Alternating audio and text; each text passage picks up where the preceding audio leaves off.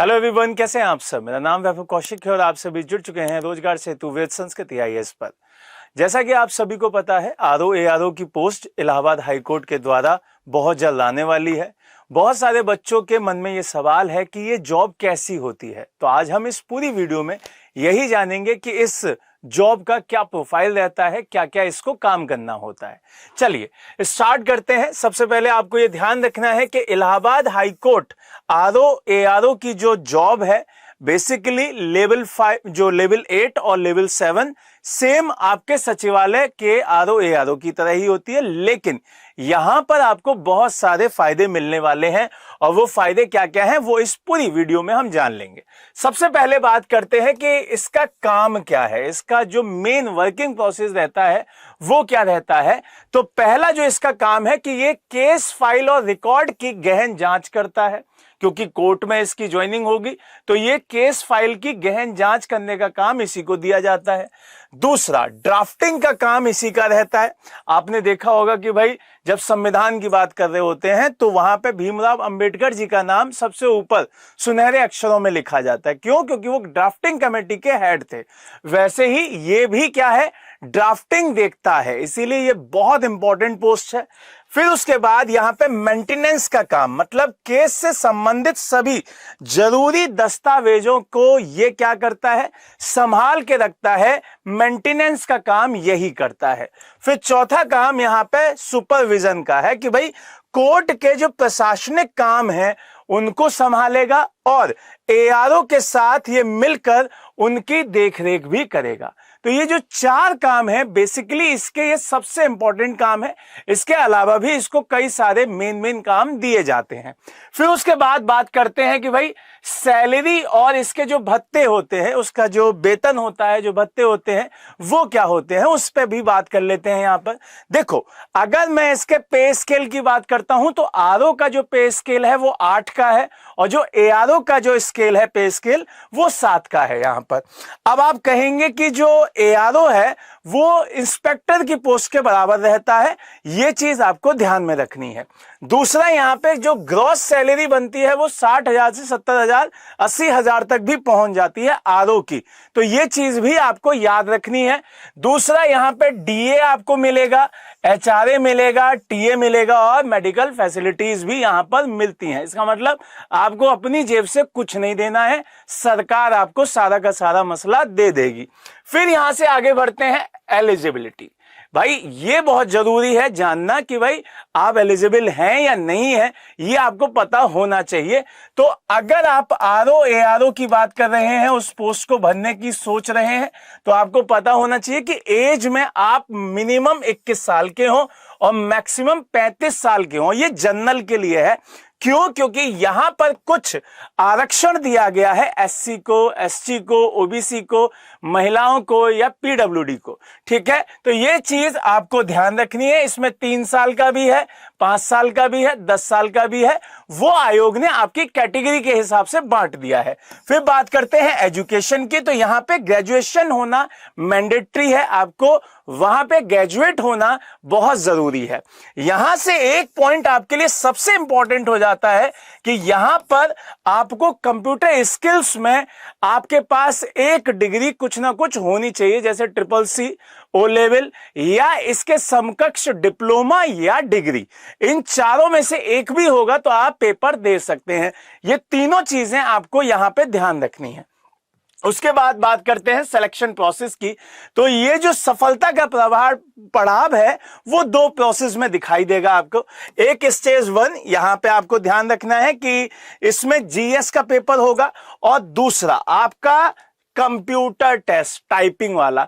ये आज की डेट में सभी लोगों को बहुत इजीली आता है और यकीन मानिएगा यहां पे आपके 50 में से 45 प्लस ही मार्क्स आएंगे। क्यों? क्योंकि ये बहुत आसान है। उसके बाद आप सीधे आरओ की पोस्ट पा चुके होंगे। यहां से आगे बढ़ते हैं और यहां पर एग्जाम की मैट्रिक्स, दोनों चरणों का जो सटीक विश्लेषण है उसको भी देख लेते हैं। यहां जो स्टेज 1 का बात है वो आपका टेस्ट दिखाई देगा 200 मार्क्स का, 3 घंटे का पेपर होगा और यहां पे जनरल स्टडीज और एप्टीट्यूड होगा। यहां पे कोई भी नेगेटिव मार्किंग नहीं है। यहां से दूसरी बात करते हैं कंप्यूटर टेस्ट की, तो उसमें आपको टाइपिंग टेस्ट 50 मार्क्स का 20 मिनट के अंदर, और यह भी आपको ध्यान रखना है 500 वर्ड की टाइपिंग यहां करनी होगी। इसके साथ साथ आपको सिलेबस की वीडियोस हम कई बना चुके हैं, आप उनको भी देख सकते हैं। बिल्कुल डिटेल एनालिसिस से मैंने समझाया हुआ है, उसमें आप हर सब्जेक्ट का वहां पर बढ़िया से चीजें समझ सकते हैं कि आपको क्या क्या चीजें पढ़नी है।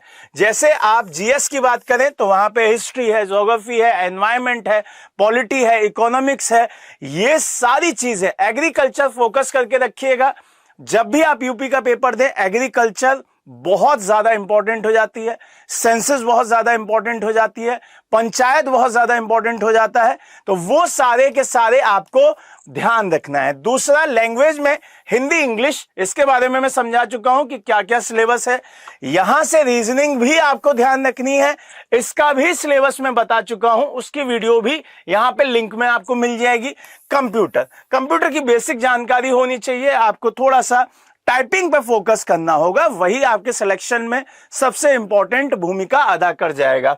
यहां से आपको अब बात करनी होगी कि भाई रूटीन क्या होना चाहिए, क्योंकि कोई भी अगर आप फसल भी करते हैं, सरसों भी उगाते हैं, क्योंकि ऐसा कहा जाता है कि सरसों सबसे बहुत ही इजी ग्रोइंग करने वाली फसल है, तो सरसों को भी वक्त देना पड़ता है, हथेली पे सरसों नहीं जमती है। तो अगर आप इस पेपर को देने की बात करते हैं तो आपको एक रूटीन बनाना होगा कि भाई किस तरीके से पढ़ाई की जाए। ये मैंने बनाया है, आप अपने हिसाब से भी बना सकते हैं, उसको भी फॉलो कर सकते हैं, लेकिन एक रूटीन बनाइएगा, उसको फॉलो कीजिएगा, तब आप देखिएगा सिलेक्शन कंफर्म आपका होगा ही होगा। यहां से अब ये चीज आपको फाइनल कर लेनी है कि आपको तैयारी कब और कैसे करनी है। तो जो बच्चे इंतजार कर रहे हैं कि नोटिफिकेशन आए उसके बाद हम एडमिशन लें किसी बैच में और फिर पढ़ाई करें, तो वो बच्चे बहुत लेट हो जाते हैं। अब देखिए आरओ का जो वर्कलोड होता है उसको समझ लेते हैं। यहां पर आपको वर्कलोड में एक तरीके से मान के चलना है कि ऐसा कुछ दबाव नहीं होता है, बस हाँ रुतबा बहुत बढ़ जाता है भाई। यहां पे हाईकोर्ट का जो पूरा का पूरा मसला है वो एक अलग तरीके की प्रेस्टीज वैल्यू बन जाती है भाई, कि आपको वैल्यू मिलेगी, आपको बढ़िया बढ़िया चीजें देखने के लिए मिलेंगी, तो रुतबा बहुत बढ़िया है। यहां पे आपको थोड़ा सा ये याद रखना है कि 10 से 5 की जॉब है फिक्स, यहां पे आपको जॉब करनी होगी। यहां पे आपको ये भी देखना होगा कि जो जॉब का सिक्योरिटी है वो बहुत ही शानदार है, क्योंकि सरकारी जॉब है। दूसरी चीज आपको ये ध्यान रखना है कि जब इंपॉर्टेंट केसेस होते हैं उस टाइम पे थोड़ा सा दबाव होता है, वहां पे थोड़ा सा आपको सजग रहना होगा, वहां पे थोड़ा सा केयरफुल रहना होगा। दूसरी चीज मैं आपको ये भी बता दूं कि जब आप इस जॉब में लगते हैं तो आप यकीन मानिए आपका प्रमोशन चैनल भी काफी आगे तक का रहता है, आपके प्रमोशन भी बहुत आगे तक के जाते हैं। तो ये मत सोचिएगा कि मेरी जॉब लेवल 8 पे ही खत्म हो जाएगी, ये बहुत आगे तक की पोस्ट है, डिप्टी रजिस्ट्रार तक पहुंचेंगे आप। तो ये प्रमोशंस आपको दिखाई दे रहे होंगे, आपका एक एक करके आप बनते जाएंगे और आप डिप्टी रजिस्ट्रार तक पहुंचेंगे इसमें। तो ये भविष्य आपका बहुत ही शानदार होगा अगर आप यहां की ये दोनों पोस्ट जल्द हासिल कर लें। तो अब एक बहुत ही शानदार मौका है, आपको बस क्या करना है, उसको गेन कर लेना है। और वो कैसे होगा, वो एक सही टीम के साथ जुड़कर, एक सही टीचर्स की टीम आपको जब पूरा का पूरा मार्गदर्शन करने के लिए तैयार है तो जल्दी से आप उससे जुड़ जाइए। और क्या करना होगा, उसके लिए मात्र एक नंबर पे कॉल करनी होगी 9555124124, और इस पर कॉल करके आप आरओ का जो बैच है उसको ज्वाइन कर सकते हैं। जय हिंद, जय भारत।